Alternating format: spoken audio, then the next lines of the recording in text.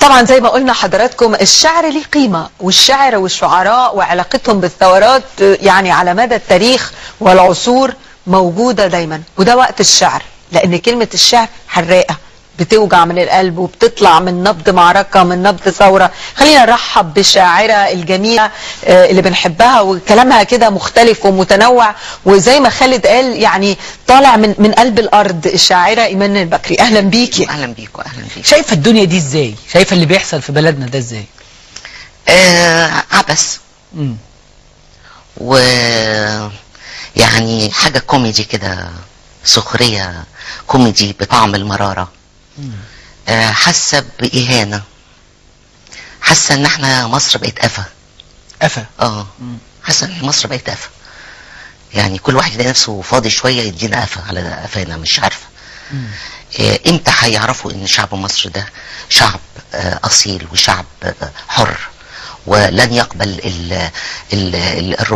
الركوع او الاستسلام لطاغية او لقرار يفرض عليه او حد يستهزأ في الشعب المصري. طبعا طبعا عندي ثقة في الشعب المصري طبعا.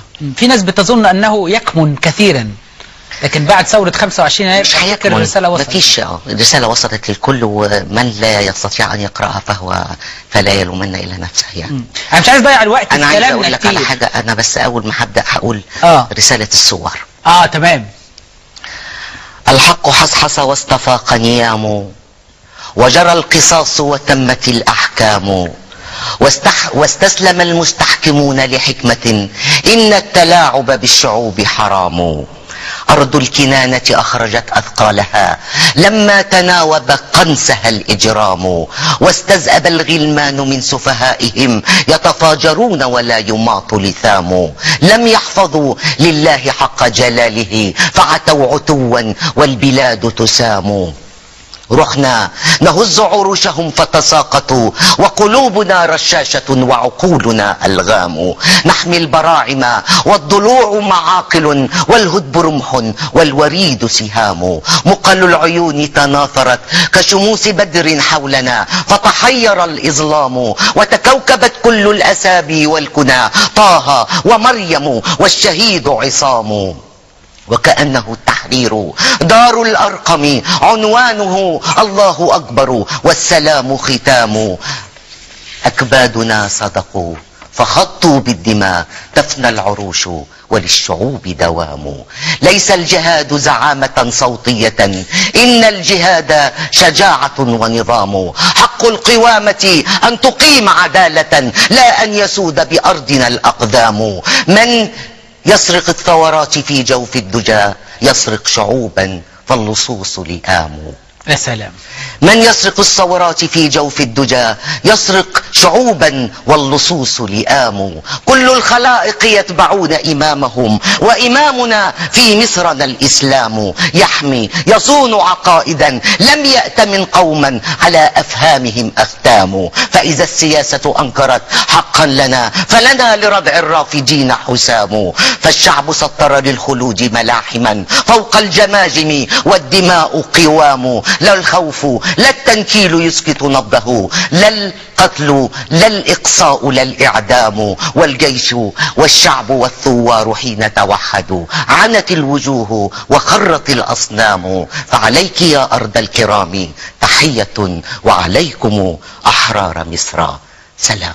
وعليكم أحرار مصر سلام. الله، إيه الجمال ده؟ دي طلعت بهذه المناسبة يعني حلوة. أحرار مصر دي يعني الثورة مستمرة، ومش الثورة على أشخاص معينة ولا على فريق معين، الثورة على الخضوع والضعف والاستبداد والديكتاتورية. احنا مش ما عندناش استعداد ان احنا نتحمل اكتر من كده. الشعب المصري ذاق الأمرين وكل الفراعين تبدلوا عليه. فاحنا بنرفض هذا الأسلوب، وبنرفض مخاطبة الجهلاء. نريد مخاطبة العقل، وقرارات تخاطب العقل، لا تخاطب السفهاء ولا تخاطب الجهلاء ولا البسطاء. عايزين حد يخاطب عقلنا ويحترم عقلية، ما يستهزأش بيه. تمام. احنا هنستأذنك، هنحاول ناخد مجريات الامور اثناء وجود حضرتك معانا، وبرضه بنطلب من حضراتكم التواصل معنا تليفونيا. اتكلم، قول اللي انت عايزه كله عشان نعرف الموقف بالشعر. رب العباد بيقول: اسعى لي يا عبدي بالصدقة والدعوات، والجأل في الأزمات تسمع أكيد ردي. فوق الصراط لك يوم كافر عليك اللوم، مؤمن تفوت على طول مش كله حي. عدي النار شمال على طول ويمين في جنة ونور، واختار بقى عدي. الاختلاف مقصود نعمة وبيها بجود، بس الحساب عندي. باعت لكم أنبياء ورسل مع أولياء يدعوكوا للإيمان والنعمة الإسلام، بس الهدى عندي. الخير عليه هتساب والشر آخره عذاب، والذرة بالميزان والحكم للديان، والرحمة والغفران دول فضل من عندي. ما تفتشوش في ضمير، ربك عليم وخبير، وخلق عقول وضمير، والمولى في التدبير، واعظم ما فيكوا أجير. اسعوا بقى عندي. الرزق على الرزاق، والخلق للخلاق، والفتنة أس الداء. رب العباد لو شاء هيميل الأهواء، زان النبي أخلاق ورسالته من عندي. يا سلام. السلام. أنا مش عايز بس أتكلم على فن الشعر، لكن فن الإلقاء كمان. يعني أولا أنت تمتازي بحنجرة متميزة تماما، مخارج الحروف يعني تخرج منك بشكل راق جدا، وكمان لغة الإلقاء، يعني الناس تتعلم فن الإلقاء إلى جانب موهبة الشعر. هو الاتنين بيكملوا بعض، مفيش شك. مفيش شك ان الإلقاء هو الجسر اللي انا بعبر بيه لقلوب. يعني الحنجرة هي موهبة، دي حاجة لا خد بالك، الإلقاء هو ملكة. يعني خد بالك انه كمان الشعر مهم جدا شخصيته في الإلقاء. يعني احنا احيانا تأثرنا بشعراء كثر بسبب شخصيتهم في الإلقاء. يعني فاعتقد انه ايمان من الناس اللي هي تقنعك باللي هي بتقوله، لان هي اللي كاتباه وهي اللي حساه، وعندها كاريزمة الإلقاء. طيب إيمان البكري، نستأذنك ناخد مشاهدينا يقولوا ويعلقوا على الأحداث الجارية، وبرضه لو عندهم سؤال للشاعرة إيمان البكري. مبارك، ترجمي لي الكلام ده يا أستاذة إيمان. احنا حاسين بغضبك يا هاني، وبنشكرك شكرا جزيلا. وخلينا نقول للمشاهدين، يعني نفسي لما تكلمونا قولوا لنا كمان سيناريو أهم ينفع الشعب المصري، سواء كنا من المعارض أو المؤيد، كيف الخروج من المأزق. أنا يعني عندي حل. اتفضل يا إيمان. من النهاردة مفيش رئيس، أنا الرئيس.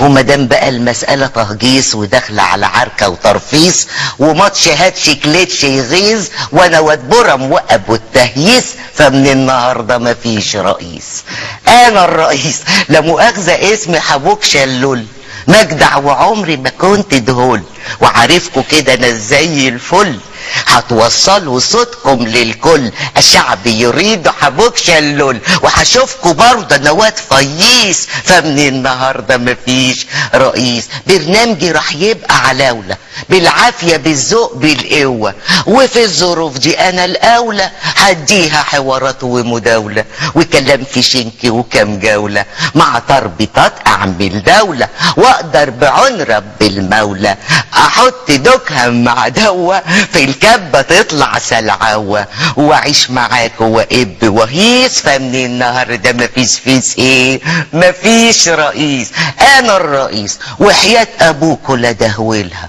وان نورت راح اضلمها، وان عندي دقن هطولها، وان حرمه ماشيه هشنكلها، وهكون امين جدا وحريص على جهلكم ونعيش بلاليس، فان النهارده مفيش فيش ايه، مفيش رئيس، انا الرئيس. انا حكيمي البلهائي، عيبي الوحيد هو غبائي، عدواني جدا وبدائي، والحل عندي الاقصائي، والمشكلة امن غذائي، ونمو سكان تلقائي.